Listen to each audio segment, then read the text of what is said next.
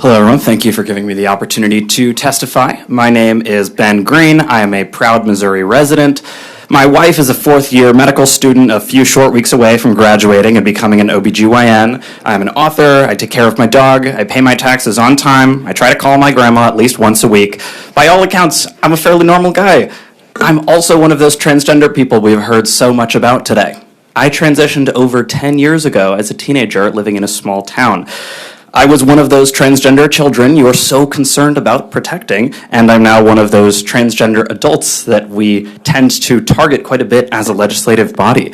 But I am also a joyous, well-adjusted transgender adult, and an answer to the question, why can't they just wait? As puberty started to come into effect for me, I watched in horror as my body changed in ways that I knew were wrong. There was just a constant feeling of standing in front of the mirror, often for hours at a time, feeling like I had no sense of recognition of the person looking back at me. When I finally learned the word transgender, it was so freeing. It gave me the access to ask questions, seek support, and get resources, but medical transition was still not an option for me. There are a lot of painful paths that youth might take at this crossroads, and for me, that meant looking for the quickest way out of the constant pain that I was in, which was a suicide attempt in November of 2015. This was not caused by my transition. This was a result of hearing over and over again from politicians and peers that to be trans was a terrible, terrible thing. I wasn't able to access top surgery until I was 19 years old, and I spent every minute before then as a bystander in my own life. I wouldn't wear a t-shirt, so I couldn't swim, exercise, or dance.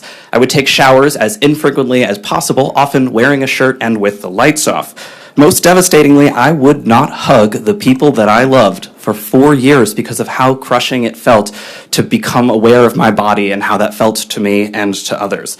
By the time I was able to start hormone replacement therapy at 21, many things were too late to change. My height, my shoe size, I have to special order my shoes because my feet are not that big, the width of my hips. In short, I had to try my best to undo a puberty that I shouldn't have had to go through. Waiting meant a transition focused on repairing the damage of a puberty that did not feel right to me. The only thing about my transition I regret is that it took me so long to access the care that finally allowed me to live as a participant in my own life. One thing I also briefly want to point out about the ways we talk about regret, our worst fear, our worst case scenario is that these kids are going to wake up one day and say, oh my God, what have I done? My body does not match my identity. I am so uncomfortable with the way my body looks. This is terrible. Our worst case scenario is already happening. That's what these kids are telling us. My body does not align with the way that I feel, with the way I know who I am. I spent years begging the people around me to see me, to say, okay, you're Ben, I get it. Thank you. Thank you. Any questions? Seeing none. Thank you so much. Thank you.